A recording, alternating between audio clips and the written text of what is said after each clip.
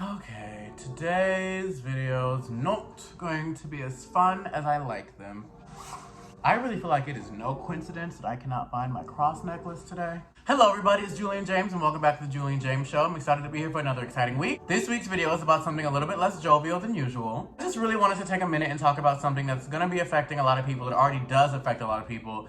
But as it's getting colder, as the seasons are changing, I know that it affects people in a completely different way. Seasonal depression and anxiety as a whole. So something a lot of people don't know is that over 16 million Americans are diagnosed with depression and over 40 million Americans suffer from anxiety.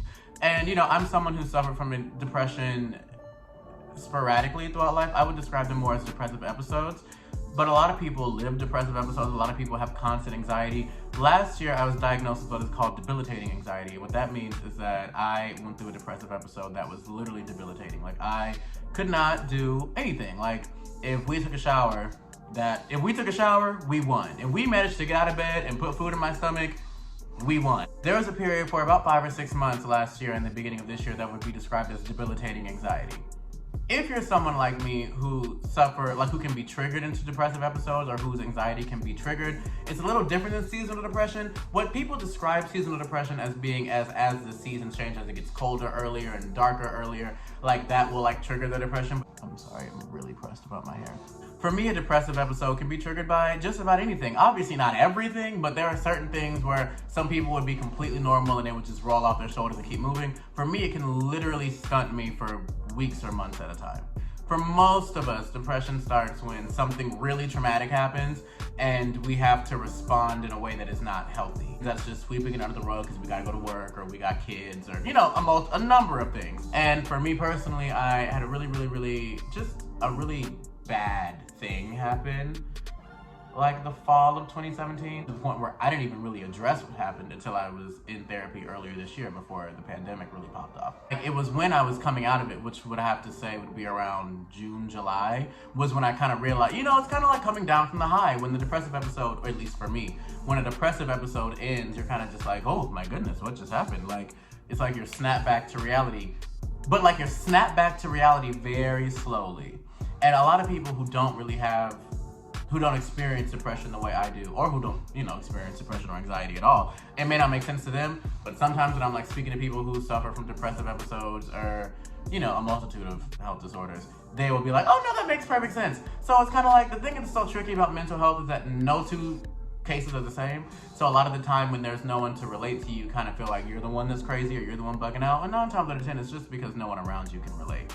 And that's not a reflection of your health one way or the other, you know? So the purpose of this video is that seasonal depression is coming around. A lot of people are becoming, you know, seasonal depression is real and it's getting to be that time of year. So I just really wanted to put out this video because the purpose of this video is we're cheerleading ourselves. We are cheerleading ourselves on. Shout out to Kid Fury and Crystal, say at This Is The Read, because many years ago, maybe 2 years ago now, they talked about just cheerleading. We have to cheerlead ourselves. I believe it was Crystal, her therapist, said, you know, imagine running a race. If you're running a race and people are booing you, what is that really gonna do for your morale? Unless you're one of those birds who's like, my haters are my motivators. But like, realistically, like, cheer yourself on, even in your darkest times.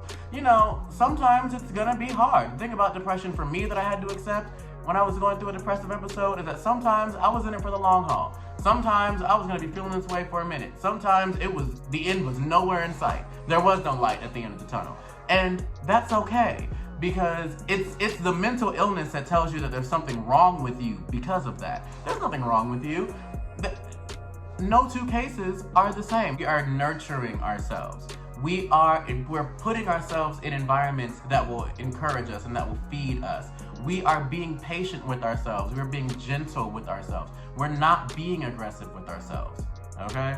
In this time, specifically in this time, we are cheerleading ourselves through the unknown. We are being patient, we're guiding ourselves. We're not dragging ourselves through it, we are guiding ourselves through it. It's very important to affirm yourself in times like this. It's gonna get ready to be the holidays. For a lot of people, lots of loved ones have, you know, gone on. For some people, travel's not a thing. They won't be with their families. Big gatherings aren't a thing. Maybe you're in a family like me and a lot of your family members are, you know, 55 plus, and you can't hug on your auntie like you would like to. That's intense. And that's something that people deal with before COVID. I can only imagine how heightened it must be right now in COVID. So we are cheerleading. This is a PSA. We are cheerleading ourselves through this holiday season. And if the depression wins on Tuesday, then maybe the depression just won on Tuesday. Okay? But what matters is it ain't gotta win on Wednesday. But maybe it will. But there's nothing wrong if it does. And that's what's most important in cheerleading, is that win or lose, we're on our team. And that's really it. Hopefully this video is not too long. Hopefully it wasn't too heavy. I don't want to do too much because, again, I'm nobody's doctor. All I can do is speak for myself and my own experiences. But I do hope that it was encouraging to someone. It was a little bit encouraging to me. I've had a little bit to drink. I can't even lie. This is a very tough topic for me. So that's really it. You know, still not on social media.